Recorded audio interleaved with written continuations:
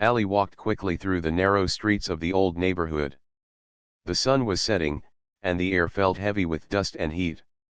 His shoes were worn out, and his shirt had a small tear at the sleeve, but Ali did not care about such things. What mattered to him was finding any work before night came.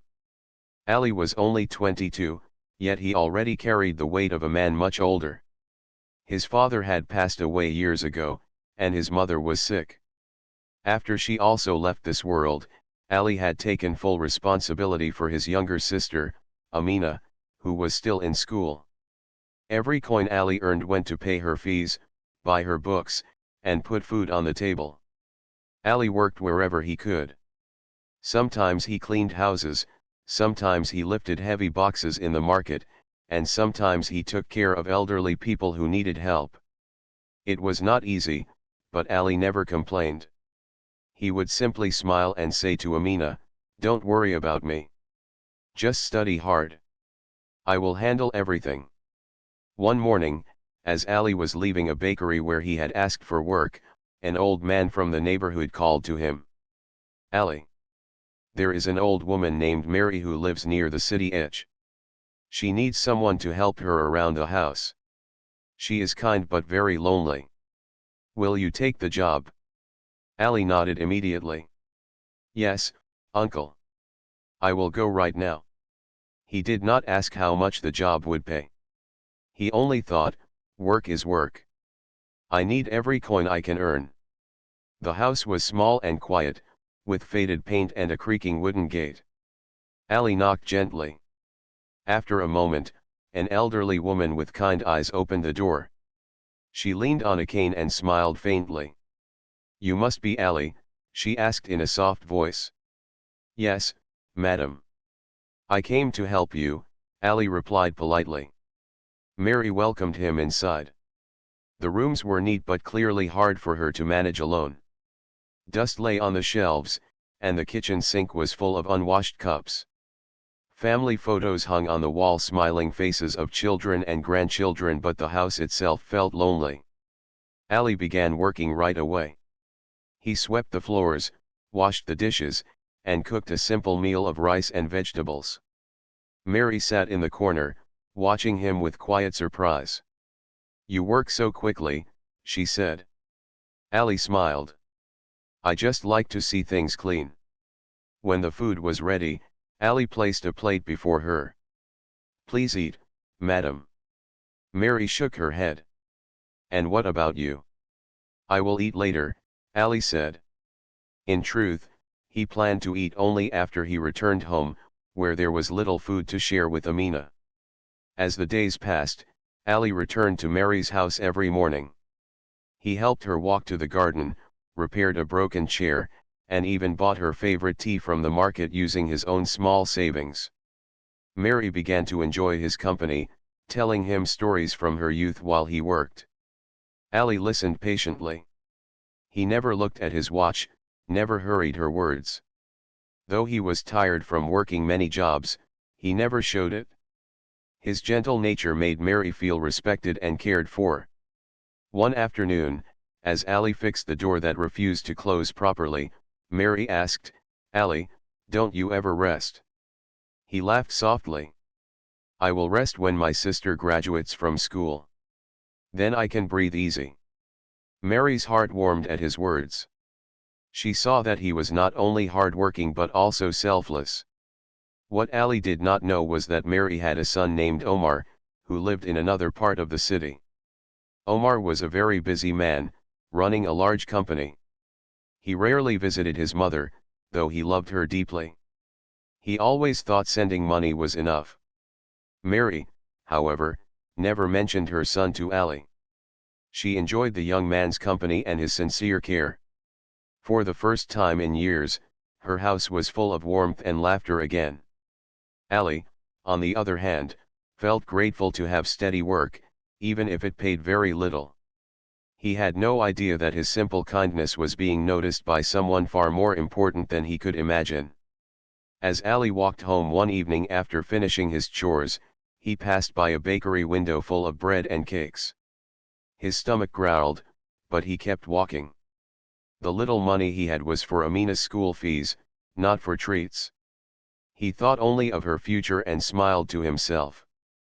Back at Mary's house, a photo frame caught the fading sunlight, a picture of Mary with a young man in a sharp suit. Mary touched the glass gently and whispered, "I wish you could meet this boy, Omar. He takes care of me as if I were his own mother." But Omar was not there. Not yet. Ali reached Mary's house early in the morning, as usual. The street outside was still empty, the air cool and silent. He gently knocked on the door. Mary opened it slowly, leaning on her cane. "Good morning, madam," Ali greeted with a warm smile. "Good morning, Ali," Mary replied, smiling back. "You come so early every day." "I like to finish work before the sun gets too hot," Ali said cheerfully. He entered the little house and began sweeping the floor. Dust rose from the corners, dancing in the soft morning light. Mary watched him from her chair in the living room. She noticed how careful he was, never rushing, never making noise. Ali cooked breakfast for her, preparing warm porridge with honey. He served it on the small table and made sure she was comfortable. "Ali," Mary said while eating, "you always take care of me first. Do you eat before coming here?" Ali smiled politely. "I eat when I get home. Don't worry about me, madam."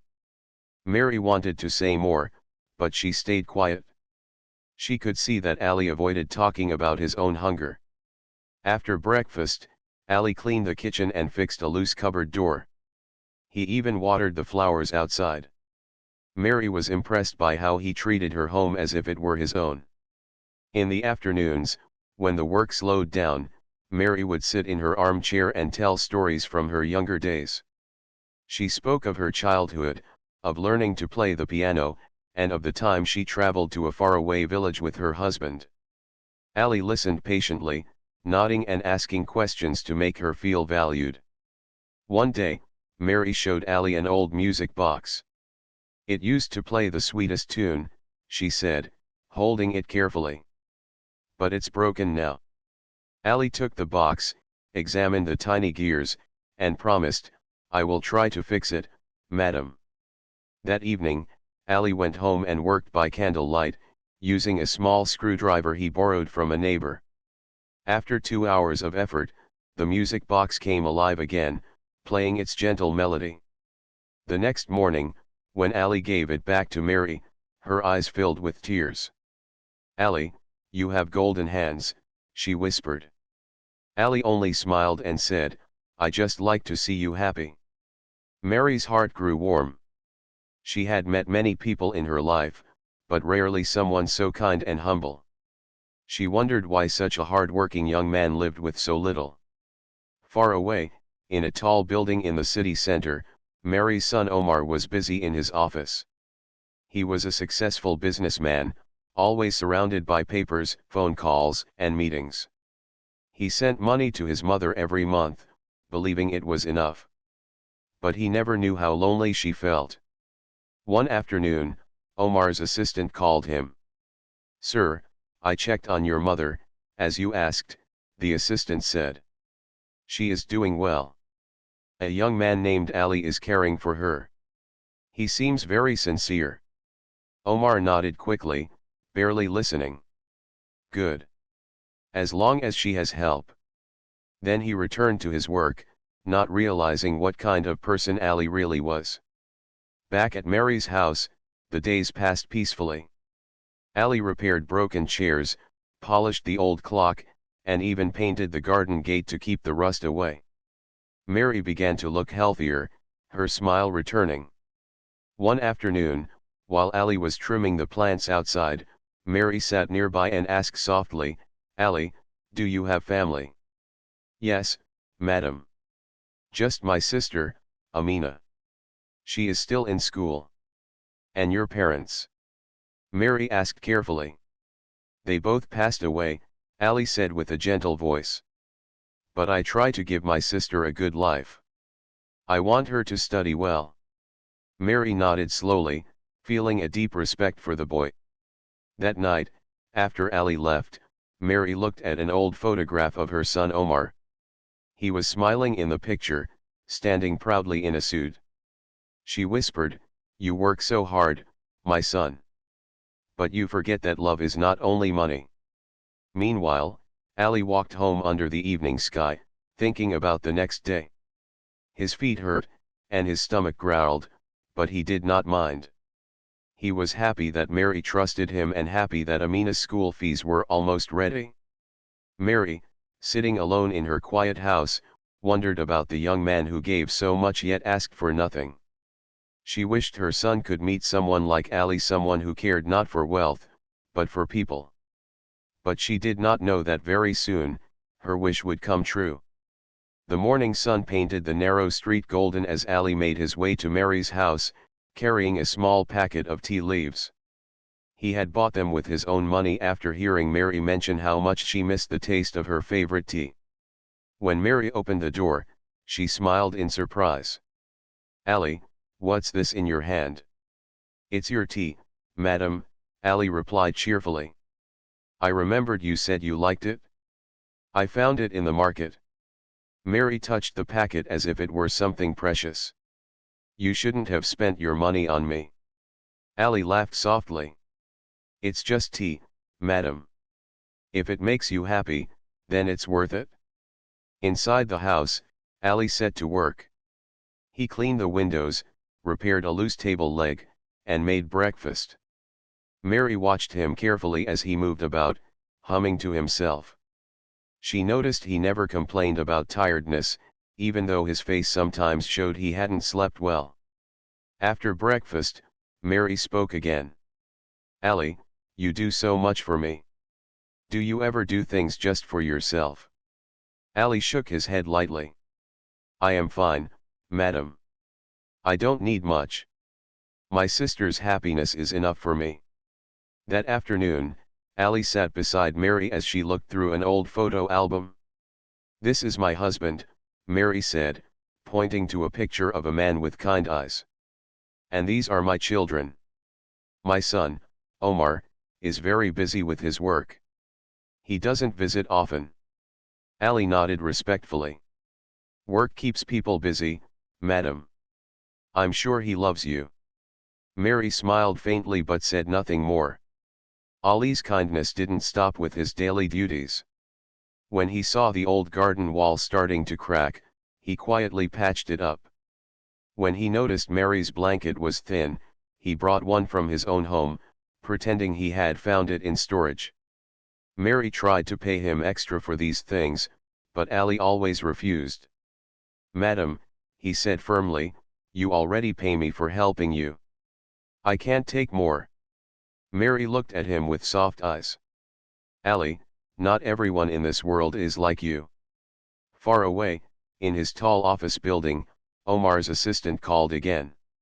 "Sir," the assistant reported, "your mother seems happy these days. That young man, Ali, is doing a lot for her, far more than his job requires." Omar, busy signing documents, replied quickly, "Good. Make sure he's paid on time." But something about the assistant's voice made Omar pause. He wondered what kind of person this Ali was, who kept being mentioned with such praise. Back at the little house, Mary's heart grew lighter. She had begun to wait for Ali's knock on the door every morning. His presence filled the rooms with warmth, almost like family. One evening, as Ali was leaving, Mary called out, "Ali, why do you always smile, even when life is hard?" Ali turned and answered simply, "Because smiling makes heavy things feel lighter, madam." Then he waved goodbye and disappeared into the quiet street. Mary sat in her chair long after he left, thinking about his words. She remembered the times when her own life was difficult, when she and her husband had nothing but hope. She realized that Ali carried the same hope inside him. Meanwhile, Omar decided to visit his mother secretly. He didn't want her to know he was coming. He wanted to see this Ali with his own eyes. Late in the afternoon, Omar parked his car far from the house and walked quietly to the gate. Through the open window, he saw Ali helping Mary sit comfortably in a chair. Ali was serving tea, carefully holding the cup so she wouldn't spill it. They were talking and laughing as if they had known each other for years. Omar stood there for a while, unseen. He felt something strange in his chest, a mix of guilt and admiration. Guilt, because he had not been there for his mother as much as he should. Admiration, because this young man, with no blood relation, cared for her so tenderly. That night, Omar sat in his car thinking. Why does he do all this? He doesn't even earn much. He decided to keep watching, quietly, before revealing himself. The next day, Ali arrived as usual, unaware that someone was noticing everything he did. He prepared Mary's lunch, repaired a loose door hinge, and even read aloud from an old storybook to make her smile. He never once spoke about money, never once hinted for a reward. Mary could feel the sincerity in his heart. She held his hand for a moment and said softly, "Ali, you remind me of the son I miss."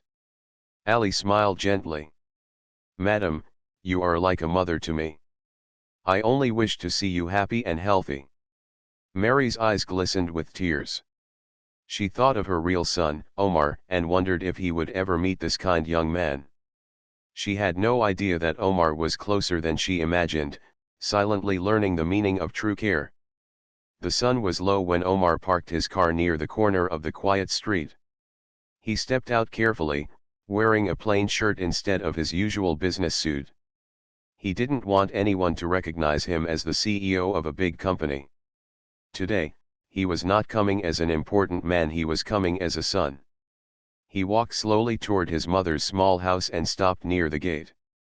Through the window, he saw Ali sweeping the floor, humming softly as he worked. Mary sat nearby, watching with a peaceful smile. Ali carried a small tray into the kitchen, washed the cups, and made tea. He moved with such care, as if every dish was made of gold. Omar frowned slightly. This young man, why does he work as if this is his own home? When Ali served the tea to Mary, he knelt slightly to make sure she could hold the cup easily. "Careful, madam. It's hot," he said gently.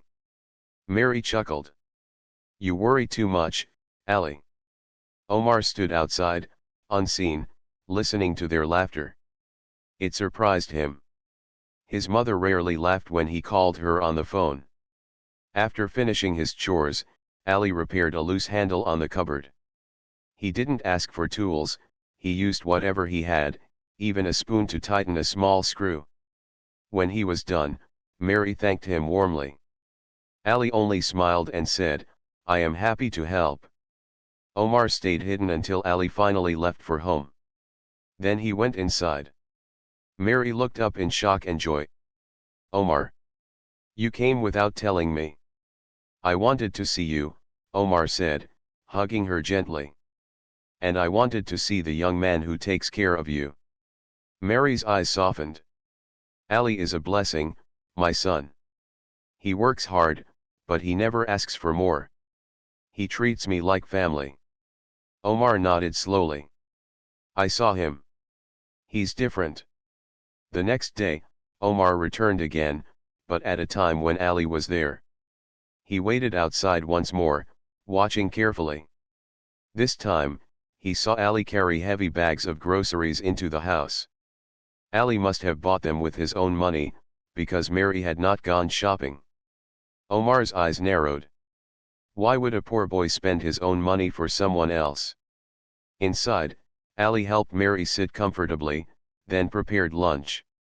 He cooked simple food, but he arranged it neatly on the plate.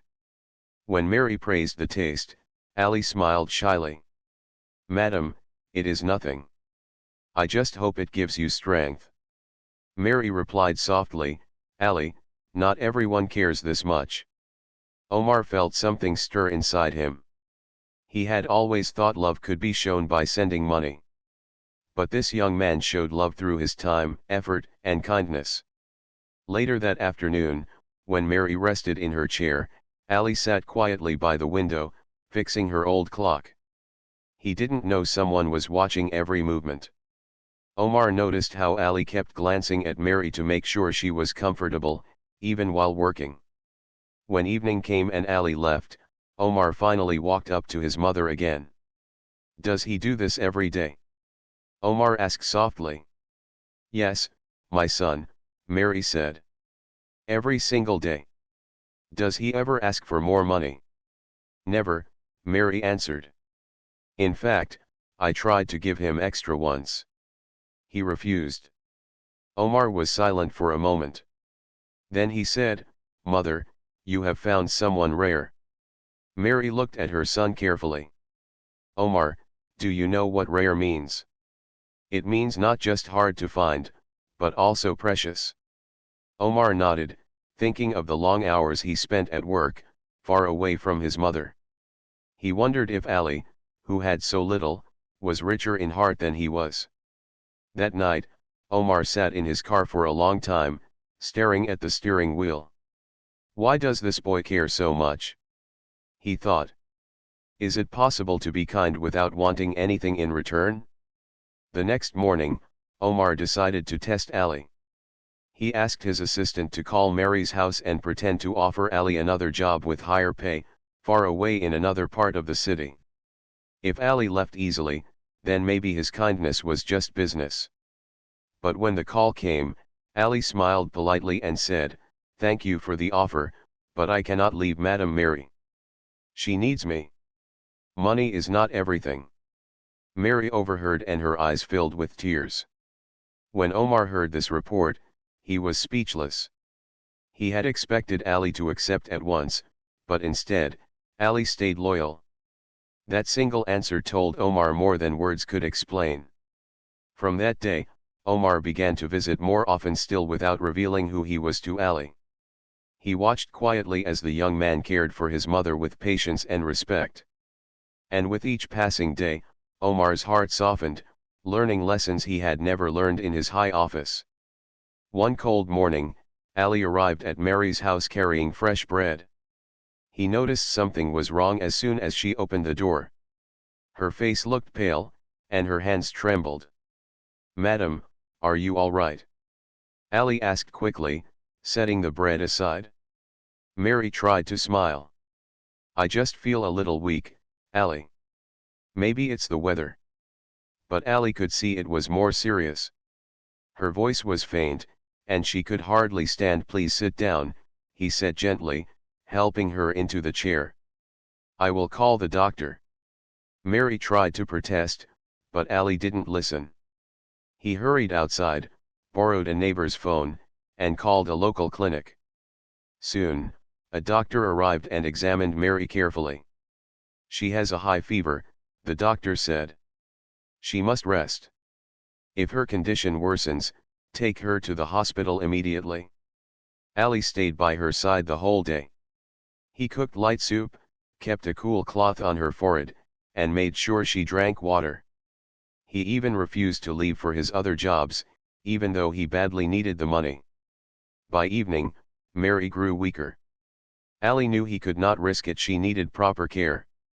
He borrowed a friend's old motorbike and took her to the hospital himself. There he stayed, sitting beside her bed as she slept. While Mary rested, Omar arrived at the hospital, his face tense with worry. He had been informed by his assistant that his mother was sick. He hurried into the room and froze when he saw Ali sitting in a chair, holding receipts for medicine in his hand. Ali had used his own money to buy what Mary needed. "Who is this young man?"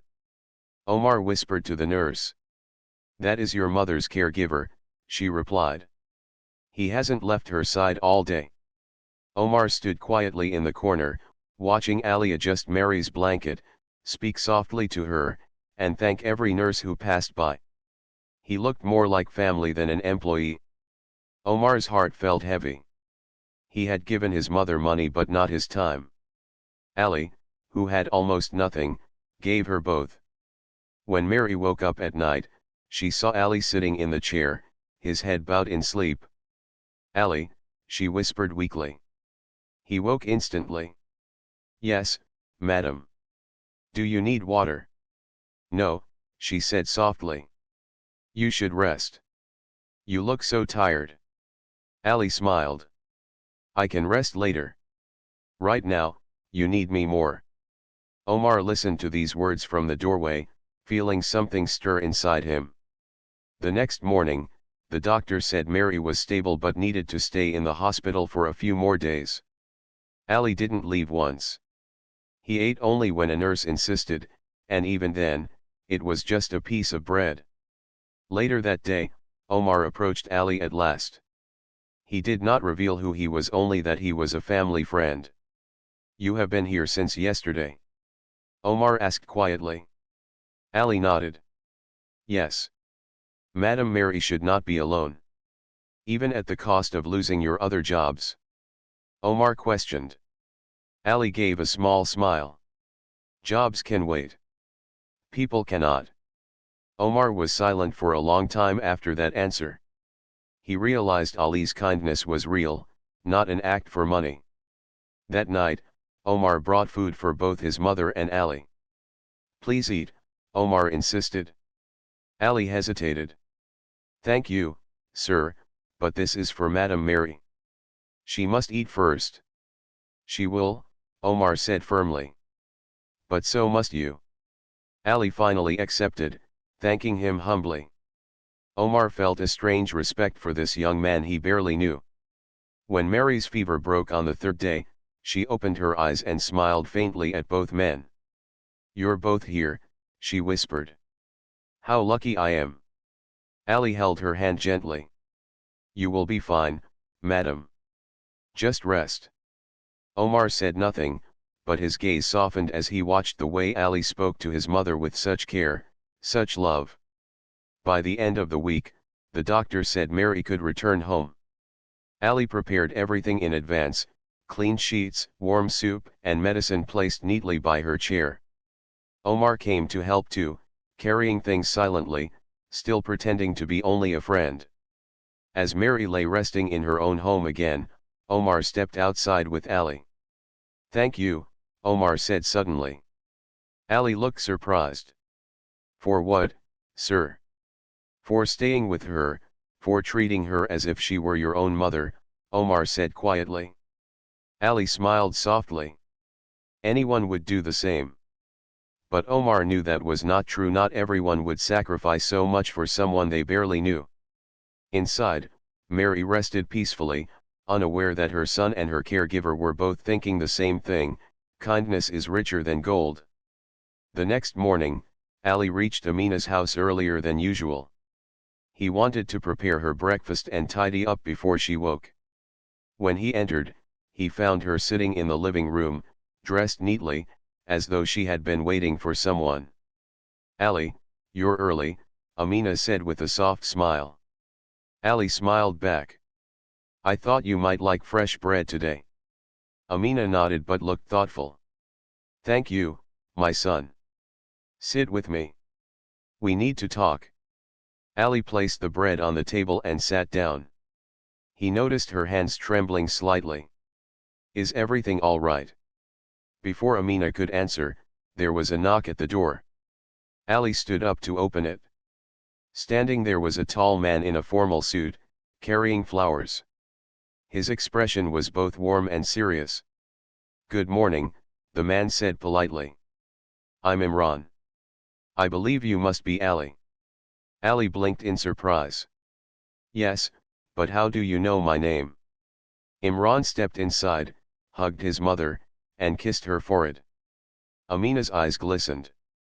Ali, she said softly, this is my son. Ali froze. This was the son Amina always spoke of, the one who lived far away, the one Ali imagined was just an ordinary man too busy with his life. But Imran did not look ordinary. His tailored suit, confident posture, and the car parked outside told a different story. Your son? Ali asked slowly. Imran smiled gently. Yes. I've heard so much about you. My mother told me how kind you are, how you take care of her when I'm away. Ali scratched his head awkwardly. I just do what anyone would do. She's like family. Imran's smile widened. Not everyone would. You've been more than a helper. You've been her friend. Amina reached for Ali's hand. Ali, I wanted you to meet him. I wanted him to see the man who treats me with such respect. Ali looked at Imran again. What do you do? He asked, still confused. Imran chuckled lightly. I run a company. It keeps me busy. He didn't explain further, but Amina added softly, my son is very successful. He owns many businesses. People call him a millionaire. Ali stared, speechless. The man standing before him was not just wealthy but clearly important. Yet he spoke kindly, without pride. Why didn't you tell me before? Ali asked Amina. Amina smiled sadly. Because it didn't matter. I wanted you to help me because you cared, not because of who my son is. And you did. That shows your heart. Ali felt his throat tighten. He never cared about wealth, he only wanted to do what was right. But now everything felt different. Imran noticed Ali's discomfort. Please, don't feel strange. I'm grateful. If not for you, my mother would have been alone in her hardest days. You've done more than I could, even with all my money. Ali shook his head. I didn't do it for a reward. She needed someone. I know, Imran said sincerely. And that's why I respect you. The three of them sat together, sharing breakfast. For the first time, Amina looked peaceful, as though a weight had lifted from her heart. After the meal, Imran asked Ali to step outside. They walked along the small garden path. Ali, Imran said, I want to do something for you. My company always needs good people. You're hardworking, honest, and trustworthy. Would you consider working for me? Ali hesitated. I don't know if I'm qualified. I'm just a caregiver. Imran smiled. You're much more than that. You have compassion and strength, qualities you can't teach. I can train you for everything else. Ali's eyes widened. The thought of steady work, of finally earning enough to support his own family, was overwhelming. Yet he was unsure. Let me think about it. Of course, Imran said warmly. There's no pressure. But know this, you've already proven your worth, not with a resume, but with your actions. When they returned inside, Amina squeezed Ali's hand again. You see, my son knows a good man when he meets one. Ali smiled shyly, feeling both honored and nervous. He had never imagined his kindness would lead to this moment. As the sun began to set, Imran prepared to leave. I'll visit again soon, he promised his mother. Then he looked at Ali. And I hope we'll talk more. Ali nodded. Thank you, Imran. After Imran left, Ali sat with Amina in silence. Finally, she spoke. You see, Ali, life has strange ways of rewarding those who give without expecting anything in return. Ali thought about her words long after he walked home that evening. His heart was full, yet his mind restless. What would he do now?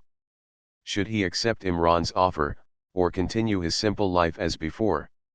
Whatever he decided, one thing was clear, the bond between him and Amina had grown even stronger, and now, her son had become part of that bond too. The morning sunlight filtered through the small windows of Mary's house. Ali entered with a bag of fresh bread, just like every day, but today felt different. He had spent the night thinking about Imran's offer. A steady job at a company he could not have imagined before, the chance to support Amina without worry, and yet leaving Mary felt almost impossible. Mary looked up as Ali entered. Good morning, Ali. You seem thoughtful today. Ali smiled softly. Yes, madam. Just thinking about work and life. Mary studied him carefully. You are a good man, Ali. You have done so much for me and my daughter. You have a pure heart. Ali blushed slightly. I only did what felt right. At that moment, Imran arrived again, dressed in a casual suit. He smiled warmly at Mary. "Good morning, mother." He bent down to kiss her cheek. Then he turned to Ali. "I hope I'm not interrupting." "Not at all, sir," Ali replied politely, still unsure how to act in front of the wealthy man who had treated him with such respect. Imran walked closer. "Ali, I wanted to ask if you have thought about my offer." Ali looked down. "I have, sir. But it is difficult. I care about Madame Mary. Leaving her? I don't know." Mary spoke softly. "Ali, if you help yourself, you also help Amina. I am strong enough to manage. I trust you both." Ali looked at her eyes and saw the trust and encouragement shining there. He realized Mary wanted him to take the opportunity, not just for her, but for his own life. Imran smiled. "You are a good man, Ali. You think of others before yourself. That is rare.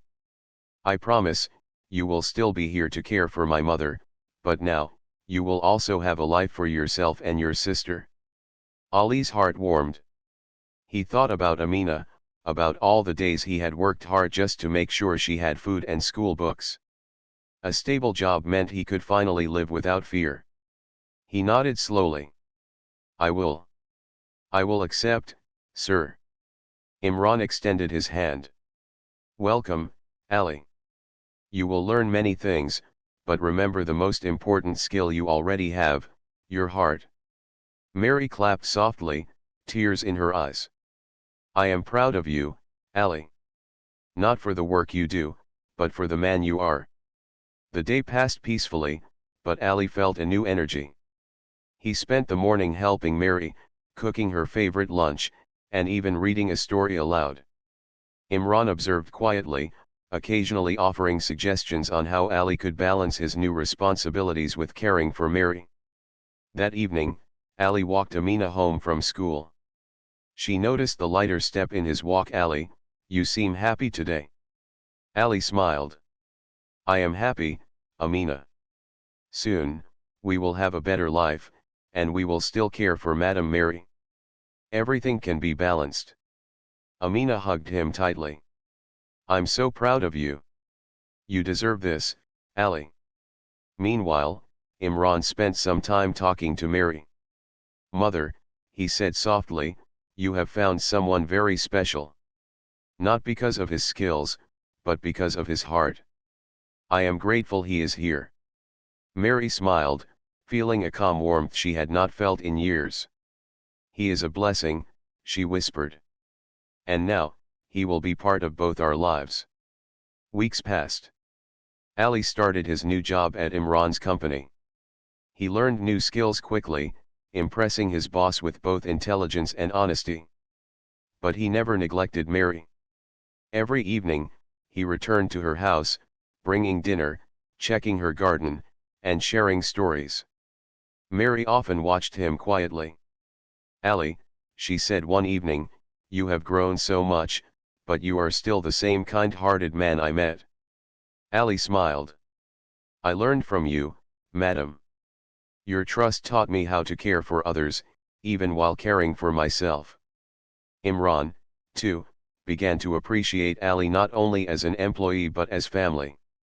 He invited Ali and Amina to company events, always making them feel comfortable, never inferior. Slowly, a bond formed between the three of them: son, mother, and caregiver, stronger than ever. One quiet evening, the three of them sat together in Mary's small garden. The air smelled of flowers, and the sun set in soft orange hues. They drank tea, laughed gently, and shared stories from the past and hopes for the future. Ali looked around and felt a deep sense of fulfillment. Life had been hard, yes, but kindness, patience, and courage had brought him here. He was no longer just a struggling caregiver, he was a young man with hope, love, and support surrounding him. Mary held his hand, her eyes shining. "Ali, you are part of this family now. Not because of money or status, but because of your heart." Ali looked at both Mary and Imran and smiled. and you both taught me that love and care matter more than anything else." The sun disappeared behind the horizon, but the warmth in the small garden remained. In that moment, Ali knew that life had finally rewarded him not with wealth, but with family, respect, and a future full of hope. And so, the struggling caregiver, who once only dreamed of helping his sister, had found more than he imagined, a home filled with laughter, trust, and love, a life where kindness never went unseen.